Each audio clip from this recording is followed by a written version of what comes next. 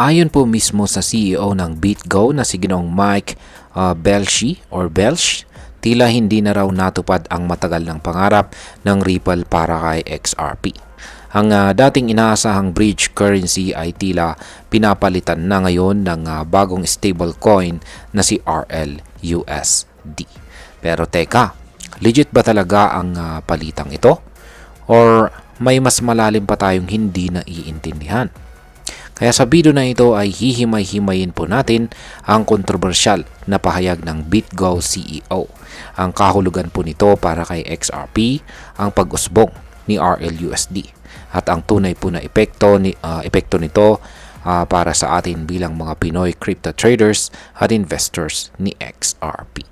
Kaya yan po ang siyang ating pag-uusapan sa video na ito, pero bago po tayo magpatuloy ay pakibasa na lamang po muna ang disclaimer dito sa ibaba ng ating screen.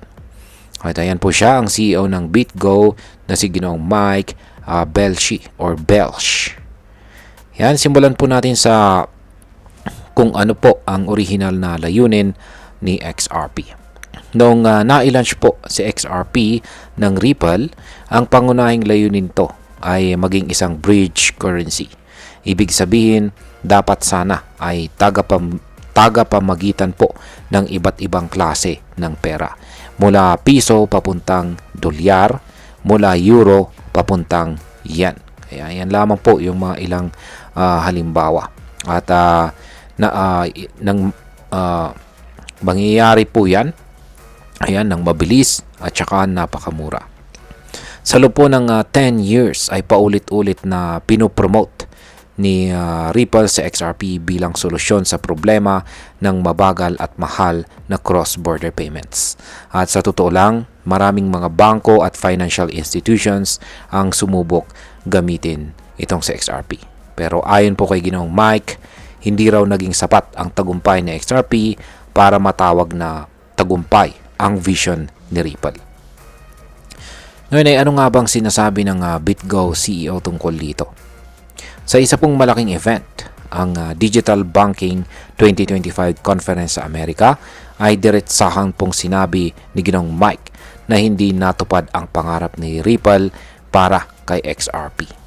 Ang pruweba raw nito ay ang launching ng bagong stablecoin na si RLUSD. Ayon sa kanya, USD stablecoins are just better. Yan, mas simple, mas mabilis at mas epektibo raw ang mga stablecoin sa paggamit para sa international payments. Kaya para sa kanya, ang RLUSD ay hindi lamang isang karagdagan sa ecosystem, kundi isang kapalit kay XRP. Sabi pa niya, dalawang beses ka daw magko-convert kapag XRP ang gagamitin mo. Pero kung stablecoin, diretsong dollar na agad at mas madali. Ngayon ay ano po ba ang RLUSD at bakit po siya biglang sumikat? Ayan. Si RLUSD ay isa pong bagong stablecoin na create mismo ni Ripple. Ang ibig sabihin ng stablecoin ay isang cryptocurrency na nakapeg o nakadikit sa halaga ng isang totoong pera, tulad po ng US dollar. Sa madaling salita, si RLUSD ay parang digital dollar.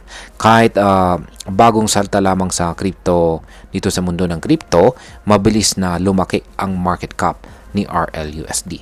Umabot na ito sa halos $500 million at hindi lamang po yan.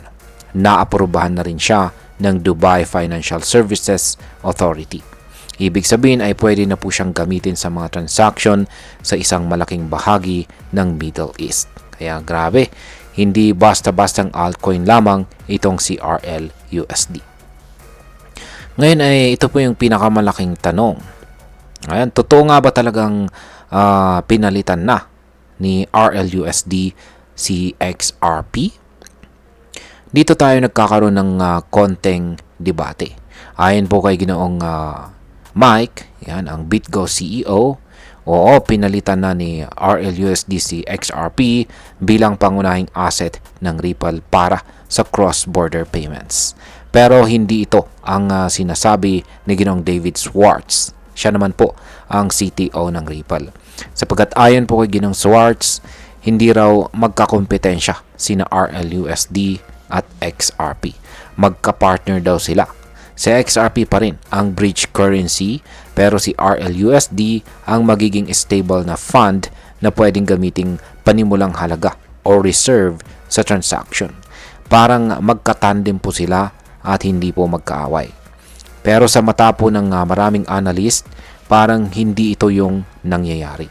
Sa paglakas po ni RLUSD at sa dumaraming mga stablecoin approvals worldwide, parang unti-unti nang naiiwan itong si XRP. Ngayon ay bakit po big deal ito sa mundo ng crypto? Ang issue dito ay hindi lang basta tungkol sa dalawang token.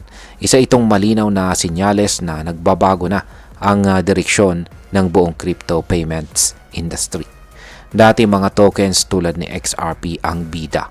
Ngayon tila mas pinapaboran ng mga kumpanya, bangko at regulators ang mga stablecoin tulad ni RLUSD. At bakit?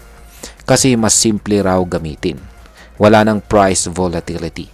Mas madali ring tanggapin ng mga gobyerno dahil predictable ang value nito. Sabi nga ni Ginong Mike Belch, stablecoins will become the rails across the world. Sa madaling salita, sila na raw ang magiging bagong daluyan ng pera dito sa digital na mundo or digital world. Ngayon ay pag-usapan na po natin ang posibleng epekto nito para sa atin bilang mga Pinoy crypto traders at investors ni XRP. Para sa atin bilang mga Pinoy traders at investors na XRP ay meron pong dalawang malaking epekto ito. Una, kung matagal ka nang nag-hold or may hawak kay XRP, kailangan mong bantayan ang galaw ni RLUSD. Kapag mas pinaburan siya ng Ripple at ng ibang institution, posibleng maapektuhan po ang presyo ni XRP sa long term. Ibig sabihin ay pwedeng hindi na siya lumipad gaya ng inaasahan ng dati. Pangalawa, magandang oportunidad naman ito para sa mga naghahanap ng low volatility crypto asset. Dahil si RLUSD ay isang stablecoin, pwede itong gamitin bilang digital dollar savings o kahit pang hedge kapag bumabagsak ang ibang crypto. Kung gagamitin po ni Ripple ang RLUSD sa global payments, malaki po ang chance na tumaas ang demand dito at baka magkaroon din ito ng staking at saka earning opportunities sa hinaharap. Kaya mahalaga pong bantayan si RLUSD lalo na kung gusto mong maaga pa lang ay makasabay na.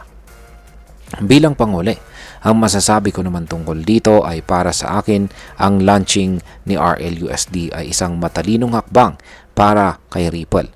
Pero isa rin itong tahimik na pag-amin na hindi naging sapat si XRP para sa original na plano. Hindi ibig sabihin nito na tapos na si XRP, pero malinaw na may bagong bituin sa Ripple ecosystem. At ito na nga si RLUSD.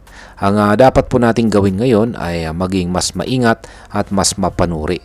Hindi po sapat na basta-basta lang tayong umaasa sa hype. Dapat alam natin ang development ng bawat token, sino ang may support mula sa mga institution, at ano po ang direksyong tinahatahak ng bawat project. Kaya tandaan po natin, dito sa mundo ng crypto, mabilis po ang pagbabago. Yung bida kahapon, pwedeng supporting role lamang bukas. At ayun, hanggang dito na lamang po tayo sa video na ito mga ka-crypto. Marami pong salamat sa panonood. Ingat po tayo lagi at God bless po sa ating lahat.